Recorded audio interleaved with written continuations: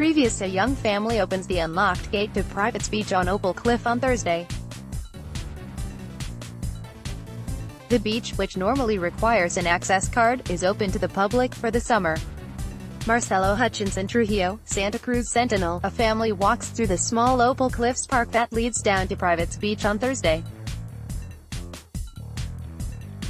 Marcelo Hutchinson Trujillo, Santa Cruz Sentinel, sound. The gallery will resume in seconds. To gain access to Private's Beach year-round, one has to pay an annual fee of $100.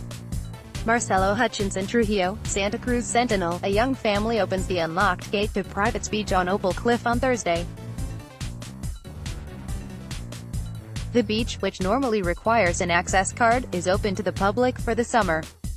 Marcelo Hutchinson Trujillo, Santa Cruz Sentinel. Next show caption 1 of 3. A young family opens the unlocked gate to Private's Beach on Opal Cliff on Thursday.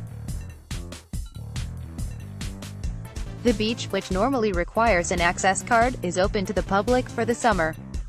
Marcelo Hutchinson Trujillo, Santa Cruz Sentinel, expands Cotts Valley, delaying, for now, a public showdown over access to a live oak pocket beach. The Opal Cliffs Recreation District backed out of efforts on Wednesday to legalize a 9-foot fence and $100 a year key card for Private's Beach.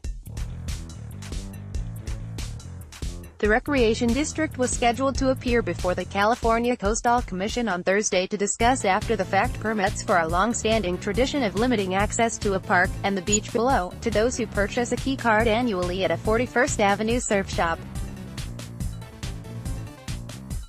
This year, as with last summer, the locking gate has been left open between Memorial Day and Labor Day at Opal Cliffs Park. Start your day with the news you need from the Bay Area and beyond.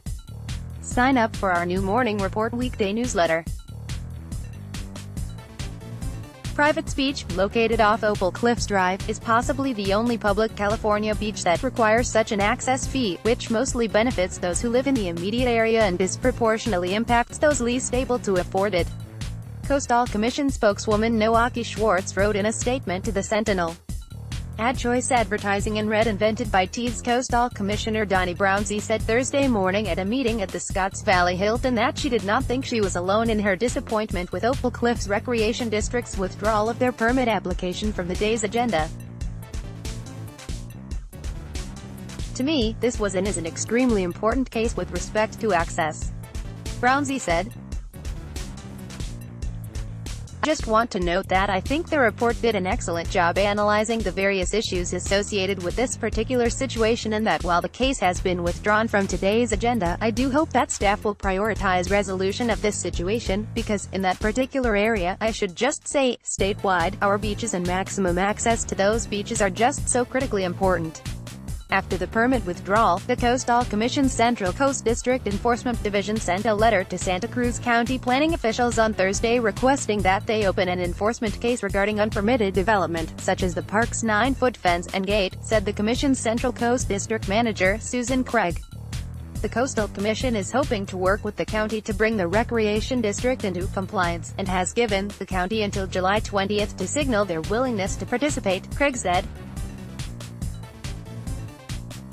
It's unclear what enforcement may entail, but Craig said fines could be considered. The Opal Cliffs Beach public access issue has statewide implications, Craig said. Previously, the Coastal Commission threatened the district with an $11,250 a day fine for limiting public access. The Commission's website also lists potential fines for unpermitted developments of up to $15,000 per violation, per day. Mark Becerra, attorney for the Recreation District, said he was disappointed with the Coastal Commission's staff recommendation to approve the permit on the condition that free daytime access is required year-round, the existing 9-foot fence and gate be replaced with a retractable fence, gate as high as 6 feet, and a park attendant program be discontinued. Refusing to participate in the hearing, Becerra said, extends a protection to rights the Opal Cliffs Recreation District Board believes were enshrined in a 1981 use permit and 1991 property deed restrictions.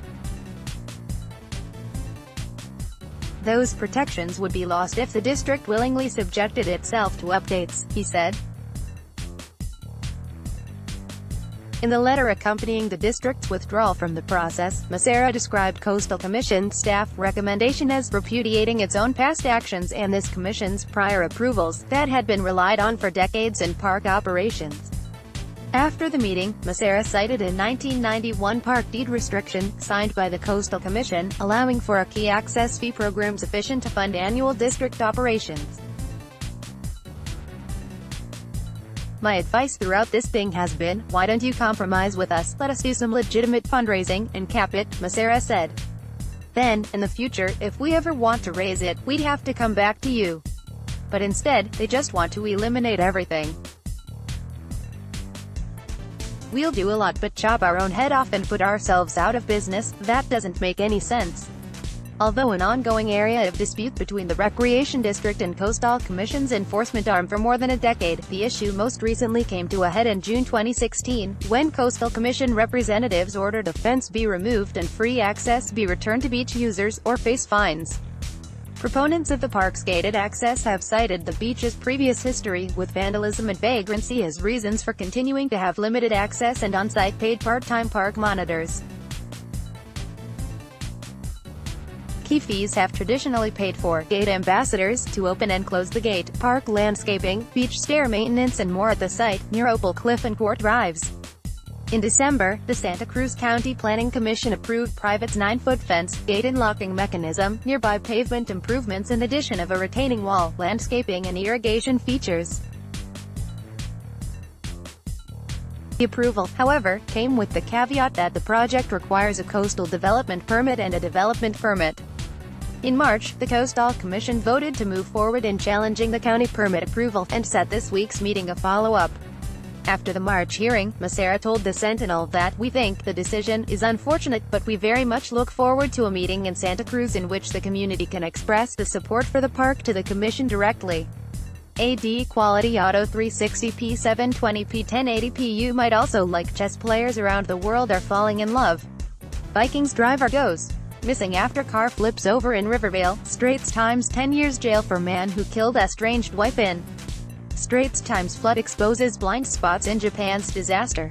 Nikkei Asian Review. Get discounts at Singapore Marriott Tang Plaza Hotel, HSBC Bank. Inside the world's most expensive hotel suites far and wide. Ask Amy, my sister won't apologize for sleeping with.